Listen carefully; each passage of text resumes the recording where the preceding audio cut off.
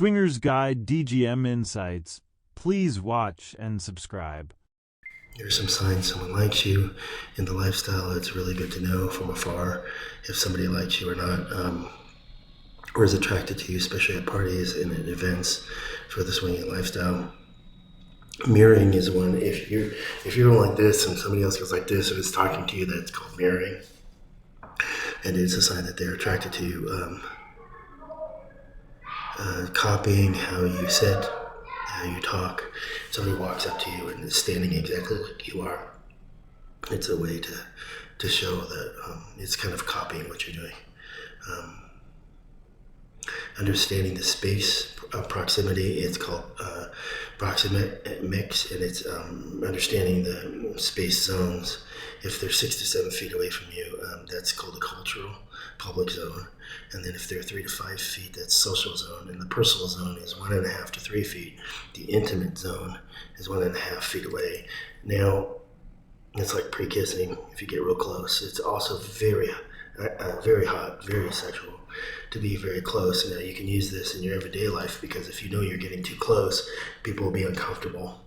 And if they're uncomfortable, they'll show it in their body language or they'll back up. So you really need to understand and play with these zones to see what you can do or not, and what would tell you or not.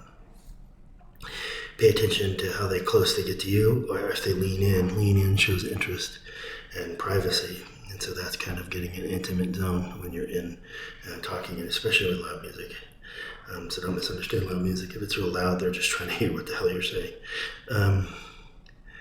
Touching somebody, you can touch them on the elbow. It's considered unsexual to touch somebody in the elbow, and I found that out as a kid and as a teenager. I would touch this girl, which I liked the girl, but it wasn't sexual, and I touched her by the elbow, and her dad came to me and said, "Don't touch her on the elbow, she considers that very sexual."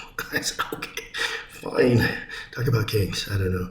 So later in life, I'm careful not to touch people in places they would consider personal, or try to, unless I really know them. So let's see. So have body language when you're talking to somebody. This is generally for everybody. You just have body language. It helps warm up people when talking to the strangers that you don't know that you might have sex with. Eye contact is another one. It's eye contact can give you like oxytocin. It can change your chemicals. So have eye contact when they're talking.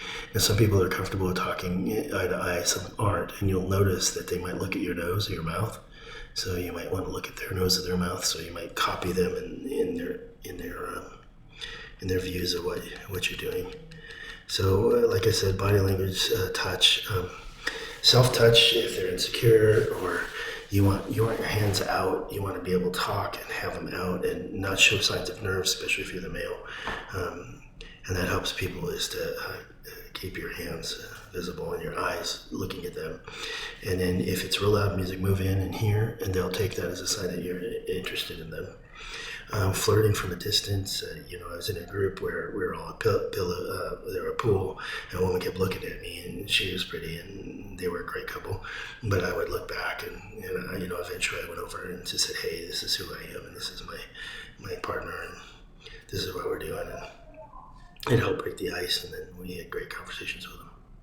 So those are some things where you can look for signs somebody's attracted to you.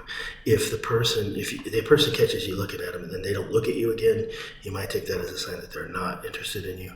If you get in close and you're talking to them and you're in a swinging situation, it's a sign that maybe if they back off, it's a sign that they're not going to be interested in you, or they're uncomfortable with that kind of familiarity. So those are things you can look for.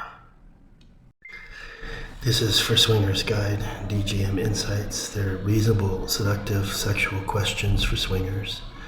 Some think don't talk about sex before sex, but it actually makes sex with someone you don't know very well better. So questions build a sense of trust for the male and female both. And what is the favorite places on your body that you like to be touched?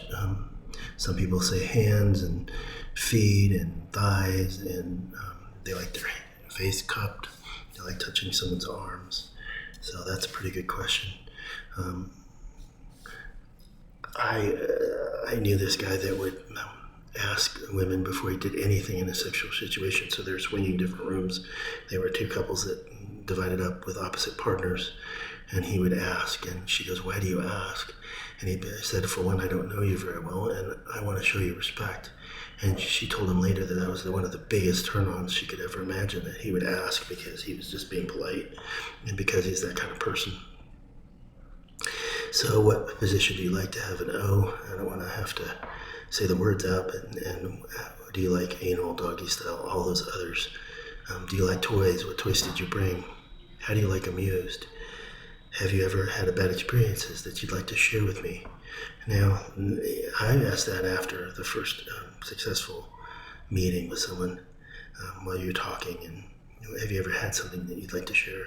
You can ask this before, be prepared for the answer and what it means to what's going to happen.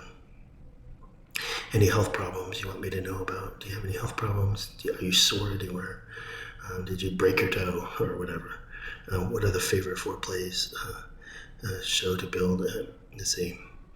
What are the favorite foreplay things? So let's see, like showering can be. Showering's good. You're able to see the person, make sure there's no sores. Soap is a good relaxer, so it can remove some of the stress. So what's your favorite foreplay? It can be with fingers, can be with kissing, can be dancing. Dancing, two couples got together and they were dancing and it turned them all on. So that might be something to consider. And what kinks do you have? I'm not going to name them all, but do you like to be spanked? Do you like to be talked dirty? I usually find being talked dirty too humorous, but that is also something that's a good question to ask. What do you like? Swingers Guide DGM Insights. Please watch and subscribe.